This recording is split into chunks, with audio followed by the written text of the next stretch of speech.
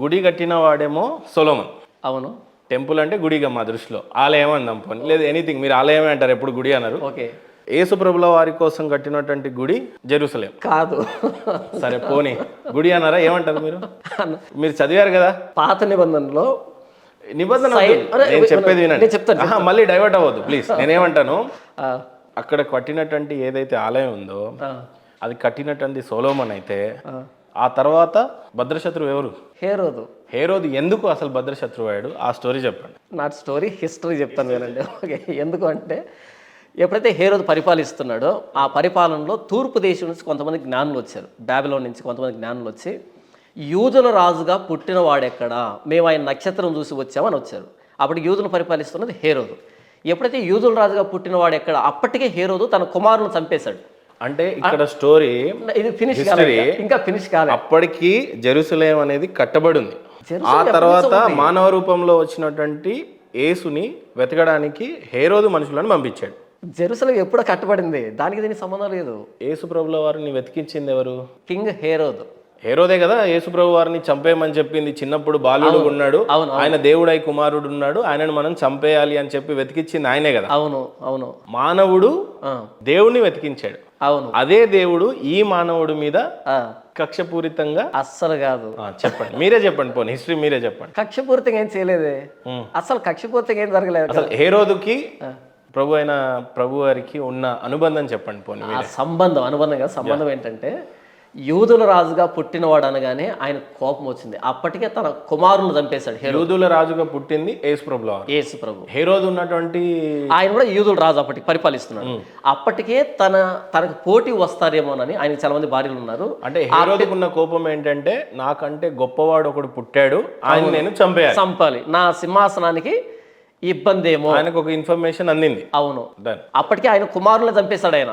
ఏది, ఆ భార్యలు ఏమైనా కుట్ర చేసి వారి కుమారులు సింహాసనం ఎక్కిస్తారేమో అని, కుమారులు ఉంటే నాకు థ్రెట్ అనే ఉద్దేశం, కుమారులే చంపినటువంటి కఠినాత్ముడు. అలాంటి సందర్భంలో యూదుల రాజుగా ఇంకొకటి పుట్టాడు అనగానే యేసు ప్రభు మీద కక్ష పెంచుకొని ఆయన లేకుండా చేయాలి, ఆ ఆలోచన కూడా లేకుండా చేయాలి, నేను తప్ప ఇంకో రాజు ఉండకూడదు అనేటువంటి దాంతో యేసు ప్రభుని చంపడానికి ప్రయత్నం చేశాడు. తర్వాత యేసు ప్రభు తల్లిదండ్రులకి దేవదూత ప్రత్యక్షంగా వారిని ఐగుప్తుకు నడిపించడం, వాళ్ళు అక్కడికి వెళ్ళడం, ఈలోపు హేరోదు చనిపోవడం, ఇదంతా జరిగింది. హేరోదు ఎలా చనిపోతాడు? ఆయన పాదంలో జబ్బు ఉంటే, అంటే ఆరోగ్యం బాగలేక ఆయన నడుస్తూ ఉండగానే ఆయన కాళ్ళలోంచి పురుగులు కింద పడేవంట. అంత భయంకరమైన స్థితికి వచ్చాడు. అప్పుడు కొడుకు అనుకుంటాను, ఆయన కొడుకు గట్టిగా తంతే, అంటే ఆ కోపంలో తంతే అలా కిందికి దొర్లుకుంటూ వచ్చి కింద పడి చచ్చిపోయాడు. అలా హేరోదు చనిపోయాడు. బైబిల్లోనే కొన్ని అద్భుతాలు జరిగినాయి. ఎర్ర సముద్రాన్ని 2 పాయలుగా చీల్చి అవును కొంతమందిని కాపాడారు. ఎవరు? మన సైన్యములకు అధిపతి అయిన యెహోవా కాపాడాడు. ఎవరు కాపాడతాడు? రెడ్ సీని ఇద్దరిని చీల్చేది ఎవరు? మోషే చీల్స్తాడు. మోషే తన కర్ర చాపమని చెప్పింది దేవుడు. మోషే మానవ రూపంలో ఉండి దేవుడి యొక్క శక్తి చేత రెడ్ సీని 2 పాయలుగా చీల్చి సైన్యం మొత్తాన్ని కాపాడతాడు. అవును.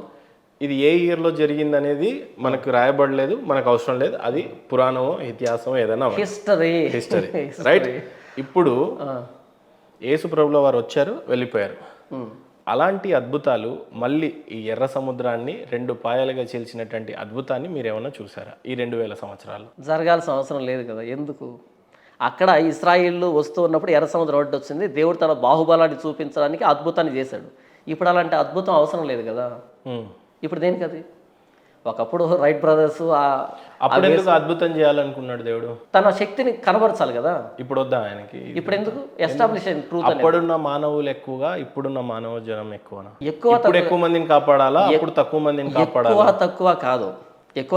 ఇక్కడ ఇప్పుడు అలెగ్జాండర్ ఫ్లెమింగ్ యాంటీబయాటిక్ కనిపెట్టేశాడు. ఇప్పుడు మరలా ఇంకొక అలెగ్జాండర్ కనిపెట్టాల్సిన అక్కర్లేదు, దాన్ని ఇంప్లిమెంట్ చేసుకుని సరిపోద్ది. ఇప్పుడు ఒక లైట్ కనిపెట్టారు, ఇంకొకరు ఫోన్ కనిపెట్టొద్దు అంటారు. అవును. ఒకదాన్ని కనిపెట్టిన తర్వాత, ఎస్టాబ్లిష్ అయిన తర్వాత మరలా ఎందుకు అది? మళ్ళీ మీరు అదే అంటారు. 2000 సంవత్సరాల క్రితం అన్ని అద్భుతాలు జరిగినప్పుడు అంతమంది మానవులు దేవుణ్ణే శోధింపజేశారు. అవును. అంత పెద్ద ఎర్ర సముద్రాన్ని చీల్చిన తర్వాత కూడా, ఇజ్రాయెల్ ప్రజలు ఆ రెడ్ సీని దాటిన తర్వాత కూడా అవును ప్రతిసారి మోషన్ శోధించారు. అవును. మీ దేవుడు ఏంటి, మాకు అన్నం లేదు, మాకు నాన్ వెజ్ లేదు, మాకు చికెన్ లేదు. అవును. శోధింపజేశారా లేదా? అవును కదా. అవును. అప్పుడు జనాభా తక్కువ ఉందనుకుందాం, అంటే రోజు రోజుకి జనాభా పెరుగుతూ వస్తుంది. అవును. ఈ రోజున 135 కోట్ల జనం భారతదేశంలో ఉంటే ప్రపంచం మొత్తంలో 700 కోట్ల జనాభా ఉందని అనుకుందాం. అవును, ఇప్పుడు ఏదో ఒక మ్యాజిక్ జరగాలి కదా మరి. ఎందుకు మ్యాజిక్ ఇప్పుడు అండ్ ఆ మ్యాజిక్ జరిగి ఎన్ని ఇయర్స్ అవుతుంది? సారీ, మ్యాజిక్ కాదు, అది వండర్. జాన్ పాల్ గారు ఒకటి బాగా ఆలోచించండి. మనము కొద్దిగా ఇది పోగొట్టుకుంటే మన రెస్పెక్ట్ పోద్దాము. రెడ్ సీని చీల్చినటువంటి మోషే, ఓకే, అలాంటి ప్రవక్తలు ఇప్పుడు లేరా? లేరు. ఇప్పుడు వచ్చినటువంటి జాన్ పాల్ దొంగ, బ్రదర్ సతీష్ దొంగ, విజయ్ రెడ్డి దొంగ, లేకపోతే ఈ సోకాల్డ్ ఫాదర్ పాస్టర్లు అంతా దొంగ, ఇదంతా అబద్ధం చెప్తాను అని చెప్పడానికి మరి ఎట్లా మరి అప్పుడు అట్లా? దాన్ని చెప్తాను. మోజెస్ ప్రాఫెట్, ప్రవక్త. Pastor John Paul pastor. నేను ప్రాఫెట్ని కాదు. తెలుగులో ఏమంటారు పాస్టర్ని? కాపరి, సంఘ అధ్యక్షుడు, సంఘ నాయకుడు. ప్రవక్త అని ఎవరిని అంటారు? ప్రవక్త అంటే దేవుడు ఆయనతో మాట్లాడతాడు, దేవుడు ఆయనతో మాట్లాడి ఆయన ద్వారా కొన్ని అద్భుతాలు చేస్తాడు. చర్చిలో ఫాదర్లు పాస్టర్లు ఏమంటారో తెలుసా? ఈ రాత్రి దేవుడు నాతో మాట్లాడాడు, ఫలానా దీపక్ నీ లైఫ్ మారబోతుంది, ఈ రోజు నువ్వు నడుస్తావు, నీకు గర్భం ధరిస్తుంది, నీ కళ్ళు తెరవబడతాయి, అవును, దేవుడు నాతో మాట్లాడాడు. అవును. ఏందన్నా ఇదంతా? నాకు 2 ఛానల్ ఉన్నాయన్న. Jesus Christ the only solution అనేది నా సండే ప్రసంగాలు పెట్టడానికి, వుల్వ్స్ ఇన్ షీప్స్ క్లోతింగ్ అనేది 2nd ఛానల్. ఇప్పుడు మీరు అన్నారే దీపక్ పిలుస్తున్నాడు, నీ గర్భం రాబోతు అన్నావు కదా, ఇలాంటి దొంగలందరినీ వీళ్ళు గొర్రె చర్మం వేసుకున్న తోడు. క్లియర్ గా చెప్పండి, జాన్ పాల్ గారే సరైన పాస్టరు, దినకరన్ అనేవాడు దొంగ, సతీష్ అనేవాడు దొంగ, విజయ్ అనేవాడు దొంగ. ఇది క్లియర్ గా చెప్పరాదన్నా? నేను అదే చెప్తున్నాను. వుల్వ్స్ ఇన్ షీప్స్ క్లోతింగ్ అని ఛానల్ పెట్టి, వుల్వ్స్ ఇన్ షీప్స్ క్లోతింగ్ అంటే గొర్రె చర్మం వేసుకున్న తోడేళ్ళు అని ఆ ఛానల్ పెట్టి, ఆ ఛానల్లో వీడియోలు పెడుతున్నా అంటే విత్ ఫోటోలతో వీడియోలతో పెడుతున్నా. అయితే జాన్ పాల్ గారు వంటి తక్షణ కర్తవ్యం ఏంటంటే ఫస్ట్ హిందువులను మార్చడం కాదు, హిందువుల నుంచి మారవబడ్డ క్రిస్టియన్స్ ఉంటారు కదా, వాళ్ళని మార్చాలి మీరు ఫస్ట్. నేను అదే చేస్తున్నాను. ఈ పాల్ దినకరన్ చేసిన ప్రసంగాలు, బ్రదర్ సతీష్ గానీ, అవును, లేకపోతే బ్రదర్ అనిల్ గానీ, వీళ్ళ నుండి రక్షించాలా మీరు? నేను అదే చేస్తున్నాను. 2nd ఛానల్ పెట్టి అదే చేస్తున్నాను. చెప్పండి మరి ఏం చెప్పాలనుకుంటున్నారు మీరు అలాంటి వాళ్ళకి? అలాంటి వాళ్ళకి నేనేం చెప్పాలనుకుంటున్నానంటే, క్రైస్తవులకి ప్రామాణిక గ్రంథం బైబుల్. ఈ బైబుల్కి కుడికి కానీ ఎడమకి కానీ పోయేవాడు క్రైస్తవుడు కాదు. మీరన్నా సతీష్ అన్నారు, లేకపోతే బెల్లంపల్లి ప్రవీణ్ కుమార్ అన్నారు, పాల్ దినకరన్ వీళ్ళు ఉన్నారు కదా, బైబుల్కి వాళ్ళు చేసే టీచింగ్కి అసలు పొంతం లేదు, చాలా దూరంగా వెళ్ళింది. మీరే పాయింట్అవుట్ చేశారు, దీపక్ దేవుడు నిన్ను పిలుస్తున్నాడు, నీ గర్భం రాబోతుంది, ఇది బైబిల్లో లేదు. జస్ట్ వాళ్ళు ఒక బిజినెస్ చేస్తున్నారు దేవుణ్ణి. కాబట్టి నిజంగా క్రైస్తవులు దేవుని ప్రేమించాలంటే ఈ బైబిల్ దగ్గరకు రండి. ఈ బైబిల్ ఉన్న వాక్యం ఏం చెప్పిందో దాని ప్రకారంగా ప్రభువైన యేసుక్రీస్తుని సేవించండి. అంతేగాని వ్యక్తులను చూసి, ఆ డ్రామాలు చూసి క్రైస్తవ్యాన్ని వెక్కిరించకండి, ఇలాంటి వాటిని సపోర్ట్ చేయడం ద్వారా అన్నది నేను చెప్తున్నాను అన్న. దీనికోసం నేను పాటుపడుతున్నాను. 2 ఛానల్ పెట్టి ఏది వాక్యం అని చెప్తున్నాను ఛానల్లో, ఇంకో ఛానల్ పెట్టి వాక్యాన్ని ఎలా వక్రీకరిస్తున్నారో, భక్తిని ఎలా బిజినెస్ చేస్తారో, యేసుప్రభుని ఎలా అవమానిస్తున్నారో క్రైస్తవుల పేరుతో, క్రైస్తవ నాయకుల పేరుతో అన్నది 2nd ఛానల్లో చెప్తున్నాను. నా వంతు పాస్టర్ విజయ్ ప్రసాద్ రెడ్డి గారికి పడుతుందా అండి? అస్సలు పడదన్న. కారణం ఎందుకు విభేదించారు మీరు? ఎందుకు విభేదించారంటే, బైబిల్లో ఉన్నటువంటి సత్యాన్ని సత్యంగా ప్రకటించకుండా వ్యక్తుల దయను సంపాదించుకోవడానికి, ఫేవరెట్ అంటే ఫ్యాన్స్ని సంపాదించుకోవడానికి వాక్యాన్ని వక్రీకరిస్తున్నాడు. రీసెంట్గా ఏదో ఛానల్కి వెళ్ళి, క్రాంతి గారి ఛానల్లోకి వెళ్ళి, అక్కడ ఒక క్రైస్తవుడు అనుకోనటువంటి ఒక నినాదాన్ని చేయడం ద్వారా క్రైస్తవ్యాన్ని అవమానం పాల్చేశాడు. ఆయన జై కొట్టమని అడిగాడు క్రాంతి గారు, ఆయన నమ్ముకున్నటువంటి దేవుడికి. ఈయన జై కొట్టాడు. ఒక క్రైస్తవుడు యేసు ప్రభు తప్ప ఇంకెవరికి జై కొట్టాడు. అలా ఏంటంటే ఇలాంటి ఒక భావాన్ని తీసుకొని వస్తున్నాడు. అది తప్పు, బైబిల్ దాన్ని సమర్థించదు. కనుక ఇలాంటి వ్యక్తుల మీద ప్రధానంగా విజయ్ ప్రసాద్ రెడ్డి గారిని మీరు చాలా సార్లు, చాలా చోట్లలో, చాలా సందర్భాలలో ఎక్కువగా అపోజ్ చేశారు. అవును. కారణం ఏంటి? అసలైన ది లూ కి లేదా ఏంటి? అదే ఆయన చేస్తున్న బోధ కానీ, ఆయన ఏ రకమైన బోధనలు చేశారండి? అంటే ఒకటని కాదు కదా, నేను ఆ వీడియోలో చెప్పేది అంతో ఇంతో విజయ్ ప్రసాద్ రెడ్డి గారు నాకు ఇష్టం అనిపిస్తాడు. ఎందుకంటే చాలా విషయాలలో మోటివేషన్ పాయింట్ ఆఫ్ వ్యూలో యంగ్స్టర్స్ కి అవన్నీ. బైబిల్లో మోటివేషన్ లేదు, బైబిల్లో మోటివేషన్ లేదు. ఈ మోటివేషన్ అన్నది బైబిల్కి అగెయిన్స్ట్. నా మాట మిమ్మల్ని కనుక బలపరిచి మీరున్న బాధ నుంచి బయటకు తీసుకొని వస్తే ఇక మీకు దేవుడు అక్కర్లేదు. బైబిల్ అది చెప్పలే. మనం పడుతున్న ప్రతి బాధకి మన పాపం కారణం. ఆ పాపం పోయినప్పుడే నిజమైనటువంటి స్వేచ్ఛ, స్వాతంత్రం వస్తుంది. అది ప్రభువైన యేసుక్రీస్తు ద్వారానే జరుగుతున్నది బైబిల్ చెప్పింది. నేను మోటివేట్ చేయడం ఏంటి? నా మాట మిమ్మల్ని ఓదార్చినప్పుడు ఇక దేవుడు దేనికి? కాబట్టి ఈ మోటివేషన్ అన్నది క్రైస్తవ ప్రామాణికం కాదు. సువార్త బైబిల్ చెప్పింది. ఈయన మోటివేషన్ స్పీకర్ మీరు అన్నట్టుగా, కాబట్టి ఈయన పాస్ట్గా ఫిట్ గాడు, కాబట్టి నేను అపోజ్ చేస్తున్నాను. ఎప్పుడైనా ఫోన్ చేశారా మీకు విజయప్రసాద్ రెడ్డి? చేయలేదు, చేయబోను. మీకేమైనా ఫోన్ చేసి ఏమైనా థ్రెట్ చేశారా? పొరపాటును కూడా థ్రెట్ వచ్చేది, చాలా థ్రెట్ కాల్స్ వస్తాయి నాకు. ఫోన్ చేస్తారు, తిడతారు, ఆ రికార్డింగ్స్ కూడా ఉన్నాయి, చాలా రకాలుగా ఉంటాయి నాకు. కానీ నేనైతే ఫోన్ చేయలేదు. కొత్తగా తెలుసుకోవాల్సిన ఏం లేదు నాకు ఆ వ్యక్తి దగ్గర నుంచి. హిందువులకి భారతదేశంలో ముంపు ఏదైనా ఉంది అంటే అది క్రిస్టియానిటీయే. సారీ, తొందరలోనే క్రిస్టియానిటీ మొత్తం కూడా హిందువులను మార్చే క్రమంలో బిజీగా ఉన్నారు.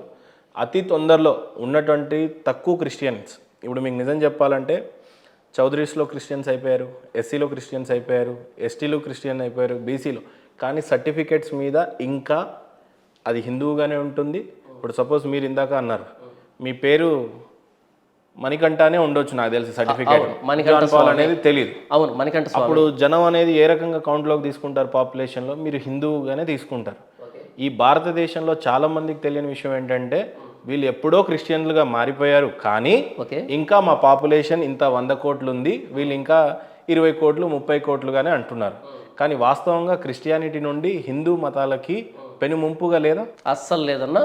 నేను దానికి పదే చెప్తున్నా, Christianity is not a religion. ఈరోజు బంగ్లాదేశ్ లో హిందువులను ముక్కలుగా కోసి ఏరేస్తున్నారు, అది కాదు. దానికి నాకు సంబంధం లేదన్న, బైబిల్ నాకు సంబంధం లేదు. రీసెంట్ గా రాధా మనోహర్ దాస్ గారిని మాట్లాడుతూ ఒక లేడీ, ఆమె ఈస్ట్ గోదావరి ఆవిడ, నిన్ను ముక్కలుగా నరికేస్తారా, నీకు దేవుడు అంటే ఏంటో తెలీదు, నువ్వు నరకంలో పడేసినప్పుడు నీ కాలు అలాంటి వారికి నేను వకాలతో పుచ్చుకోలేదు. నా వకాలతో పుచ్చుకోకపోయినా వీళ్ళల్లో అను ఇప్పుడు మీరే హిందువుగా ఉండి ఈరోజు క్రిస్టియానిటీగా మారిన తర్వాత హిందుత్వం అంటే మీకు ఏమైపోయింది అని అంటే వీళ్ళంతా పాపంలో బతుకుతున్నారు, విగ్రహారాధన చేస్తున్నారు, నా ప్రభుని నమ్మకపోతే పాపం వీళ్ళు నరకం పాలైపోతారు, వీళ్ళని నేను కాపాడాలి అని మెంటల్గా ఫిక్స్ అయ్యారా?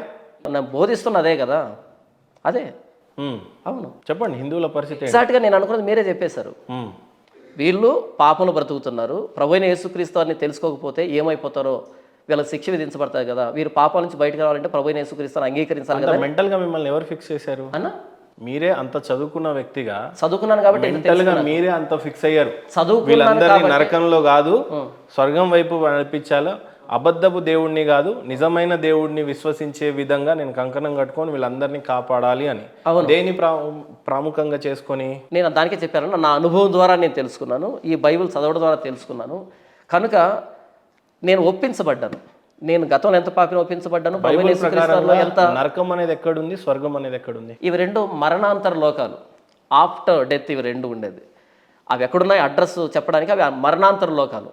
ఈ భూమి మీద ఉన్నంతకాలం మన పాపాలను క్షమించబడేటట్టు చేసుకోవడం మాత్రమే నేను బోధించేది. అవి ఎక్కడున్నాయనేది చనిపోయిన వ్యక్తికే తెలుస్తుంది. అది మరణాంతర లోకాలు, వాటికి అడ్రస్ లేదు కదా. అంటే పరలోకం ఎక్కడుంది అనేది బోధించాడు కదా. పరలోకం ఎక్కడుంది అన్నది నా బోధన. పరలోకానికి ఎలా బైబిల్ బోధించింది కదా, పరలోకం అనేది సర్టెన్ ప్లేస్ లో ఉంది. బోధించలేదు. అరే పరలోకంలో ఎలా ఉంటాము అనేది చెప్పారు కదా, స్వర్గం ఎలా ఉంటుందని చెప్పారు కదా. పరలోకం ఎక్కడ ఉంటుంది అన్నది బైబిల్ బోధించలే. పరలోకానికి మనం ఎందుకు వెళ్ళాలి, పరలోకం అనేది పరిశుద్ధమైన లోకం అనేది చెప్పింది. పరలోకంలో ఏముంటది అనేది బోధించారు కదా. పరలోకంలో దేవుడు ఉంటాడు, ఏ రకంగా అక్కడ మన జీవన శైలి ఉంటుందని కూడా బోధించాడు కదా. అక్కడ పరిశుద్ధత ఉంటుంది, దేవుడు ఉంటాడని మాత్రం చెప్పింది తప్ప అక్కడ ఎలా ఉండబోతుందో మన బైబిల్ చెప్పలేదు. పోనీ నరకం ఎలా ఉంటుంది అనేది బోధించబడ్డది.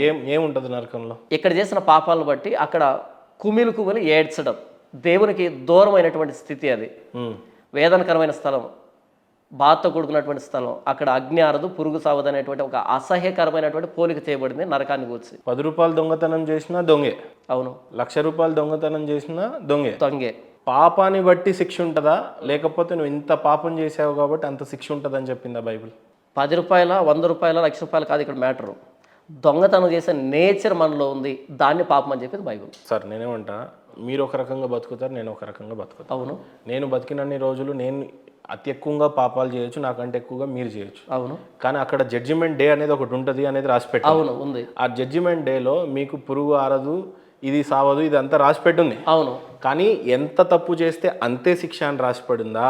లేదు నువ్వు మర్డర్లు చేసావు, మానభంగాలు చేసావు, అందరికి ఒకే రకమైన శిక్ష ఉంటుందా? అందరు ఒకేలా కాలుతా ఉంటారు, ఆర్తనాదాలు చేస్తూ ఉంటారు, ఇలా జరిగి ఉంటుందా? అది చెప్పండి. బైబిల్ ఏం చెప్పిందంటే నీతిమంతులు లేడు, ఒక్కడు లేడు, ఏ భేదం లేదు, అందరూ పాపం చేసి దేవుడు అనుగ్రహించే మహిమను పొందలేకపోతున్నాం. మంచివాడు అనేవాడు లేడు. నేను దొంగతనం చేయలేదు కాబట్టి నేను మంచివాడిని కాదు, నాకు అవకాశం రాలేదు కాబట్టి నేను చేయలే. అవకాశం వచ్చి చేస్తాను, ఎందుకంటే నేచర్ ఉంది అది నాకు. ఎందుకంటే నీతిమంతుడు లేడు, ఒక్కడు లేదు. కాబట్టి ఇక్కడ దొంగతనం చేశాడా చేయలేదా, తప్పు చేశాడా లేదా, ఎంత తప్పు చేశాడు అన్నది ఆ ప్రశ్న ఇక్కడ. By born we are sinners. మనుషులు బై బోర్న్ సిన్నర్స్, జన్మతః పాపులు, కర్మతః పాపులు. కాబట్టి దొంగతనం చేశాడు కదా నరకంలో వేయడు. మనలో పాప స్వభావం ఉంది. నేను పాపం చేయట్లేదంటే పాపం చేసే అవకాశం రాలే నాకు, లేదా అవకాశం వచ్చినా కొన్ని సమాజాన్ని భయపడి అడ్డు పెట్టుకున్నాను తప్ప పాపం చేసే స్వభావం నాలో ఉంది. కాబట్టి నేను పాపం స్వభావం కలిగిన వాడిని కాబట్టి నేను నరకానికి వెళ్తాను అంతే. అక్కడ డిగ్రీస్ లేవు.